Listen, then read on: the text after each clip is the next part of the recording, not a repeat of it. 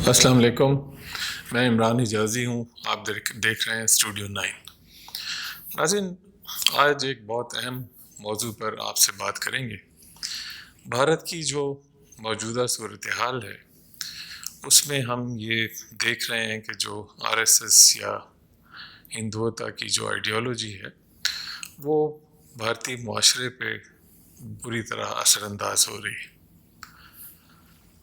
بھارت جو اپنے آپ کو دنیا کی سب سے بڑی جمہوریت کہتا ہے، اور جس بھارت نے ایک سیکولر چہرہ دنیا کے سامنے پیش کیا، اب اس میں ہمیں بہت تبدیلیاں نظر آ رہی ہیں۔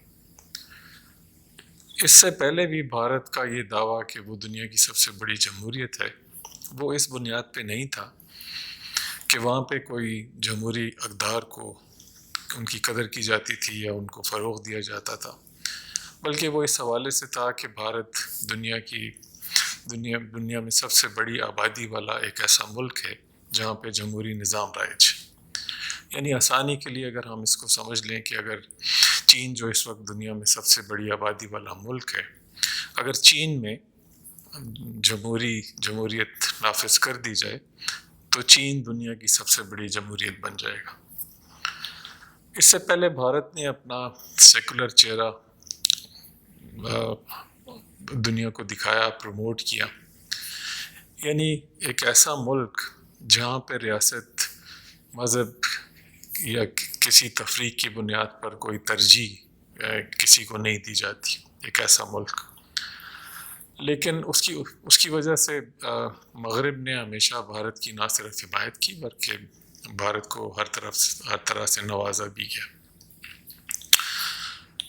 لیکن اس وقت جو بھارت کی صورتحال ہے اس میں جو بھارت کے اندر آزادی کی تحریکیں ہیں وہ زور پکڑ رہی ہیں۔ 2019 کی ایک رپورٹ کے مطابق بھارت میں کل چھوٹی بڑی سب ملا کے 57 آزادی کی تحریکیں ہیں جو چل رہی ہیں، لیکن ان میں سے 17 تحریکیں ایسی ہیں کہ جو بڑی ہیں اور جن کے اثرات بھارت کے اوپر مرتب ہو رہے ہیں یا ہونے جا رہے ہیں۔ ان بڑی تحریکوں میں ناظرین آسام کی تحریک ہے، ناگالینڈ کی تحریک ہے، میزورام کی تحریک ہے، اس میں خالستان کی تحریک ہے، اس میں کشمیر کی آزادی کی تحریک ہے۔ یعنی یہ تحریکیں اتنی بڑی ہیں کہ اگر آپ بھارت کے نقشے پہ رکھ کے بھارت کے جغرافیہ پہ اس کو دیکھیں تو یہ بھارت کا 70% حصہ متاثر کرتی ہیں۔ تو یہ ایک بہت بڑا ایریا ہے۔ خالستان کی جو تحریک کمزور پڑ گئی تھی اس میں اب دوبارہ سے جان پڑ چکی ہے، وہ تحریک پھر سے زور پکڑ رہی ہے۔ لیکن یہ تحریک 1970 میں شروع ہوئی تھی اور پھر 80 کی دہائی میں شروع میں اس نے بہت زور پکڑا، لیکن 1984 میں آپ کو یاد ہوگا کہ بھارتی حکومت نے گولڈن ٹیمپل پہ ایک بہت بڑا فوجی آپریشن کیا جس کے نتیجے میں 2000 سے زیادہ سکھوں کو ہلاک کر دیا گیا، مار دیا گیا، اور ان میں ایک بڑی تعداد عورتوں اور بچوں کی بھی شامل تھی۔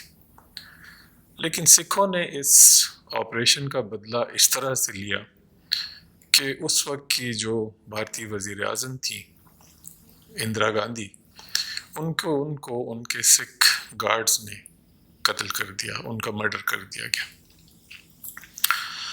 اس تحریک کے حوالے سے ناظرین اس وقت جو خالستان کی جلا وطن حکومت ہے وہ اس وقت بہت ایکٹیو ہو گئی ہے۔ اس جلا وطن حکومت نے عالمی برادری کے مختلف فورمز پہ اپنی آواز اٹھانی شروع کر دی ہے، اور عالمی برادری کی حمایت حاصل کرنے کے لیے وہ سرگردہ ہے۔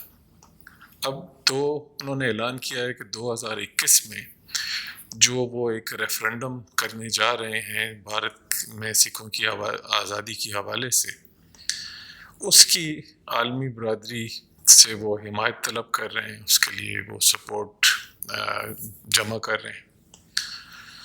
لیکن بھارتی حکومت کا رویہ جس انداز میں خاص طور پہ بھارتی میڈیا خاص طور پہ موجودہ دھرنے کے حوالے سے جس طرح سے سکھ کسانوں کو دہشت گرد کے طور پہ پیش کر رہا ہے، تو سکھ کا میں ایز اے بحیثیت قوم سکھوں میں بڑی بے چینی پائی جاتی ہے، اور وہ بے چینی بڑھتی جا رہی ہے۔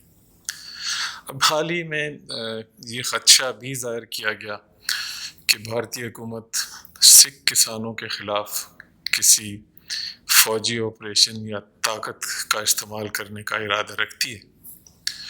اس حوالے سے سکھ کسان جو ہیں جو دھرنا دیے بیٹھے ہیں دہلی میں، ان کے رہنماؤں نے ایک پریس کانفرنس کی اور انہوں نے بڑے واضح طور پہ یہ کہا کہ اگر بھارتی حکومت نے ایسا کوئی بھی اقدام اٹھانے کی کوشش کی تو بھارتی فوج میں موجود سکھوں کی ایک بہت بڑی تعداد اپنی ڈیوٹیاں چھوڑ کے واپس آ جائے گی، اور ایسی صورت میں چین اور پاکستان کے خلاف بھارت اپنا دفاع کرنے کے قابل نہیں رہے گا۔ تو یہ ایک ایسی صورتحال ہے جو یقیناً بھارت کے لیے پریشانی کا باعث بھی ہے، لیکن دیکھنا یہ ہے کہ بھارتی حکومت ان کسانوں کے مطالبات کو کس طرح سے تسلیم کرتی ہے یا نہیں کرتی ہے۔ آج ایک اور اہم ڈیولپمنٹ ہوئی، دہلی کا جو ریڈ زون ہے اس میں اسرائیلی سفارت خانے سے صرف 50 میٹر کے فاصلے پہ ایک دھماکہ ہوا۔ یہ دھماکہ وہاں پہ موجود ایک گھر جندال ہاؤس میں کیا گیا۔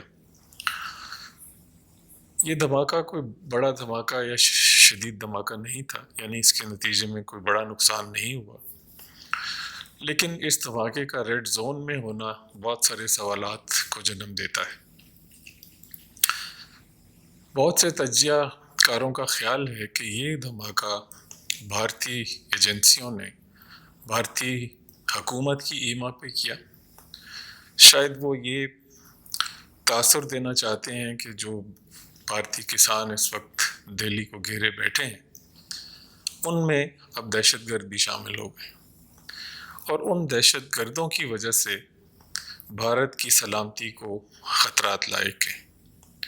کچھ تجزیہ نگاروں کا یہ بھی کہنا ہے کہ اس طرح کے واقعات یا دھماکے کر کے بھارتی حکومت اپنی عوام کی حمایت حاصل کرنا چاہتی ہے، عالمی برادری کو خاموش رکھنا چاہتی ہے اس آپریشن کے حوالے سے جو وہ ان سکھ کسانوں کے خلاف کرنے کا ارادہ رکھتی ہے۔ اب دیکھنا یہ ہے کہ آنے والے دنوں میں یہ دھرنا جو سکھ کسانوں کے مطالبات ہیں وہ کس طرح سے منظور کیے جاتے ہیں، ان کی کیا صورتحال بنتی ہے، لیکن اس وقت کی صورتحال یقیناً بھارت اور اس کی حکومت کے لیے تشویشناک ہے۔ ناظرین، جیسے جیسے اس میں فردر ڈیولپمنٹس ہوں گی ہم آپ کے لیے اپڈیٹس لاتے رہیں گے۔ اگر آپ کو ہماری ویڈیو پسند آئے تو چینل کو سبسکرائب کریں، ویڈیو کو لائک کریں۔ Thank you.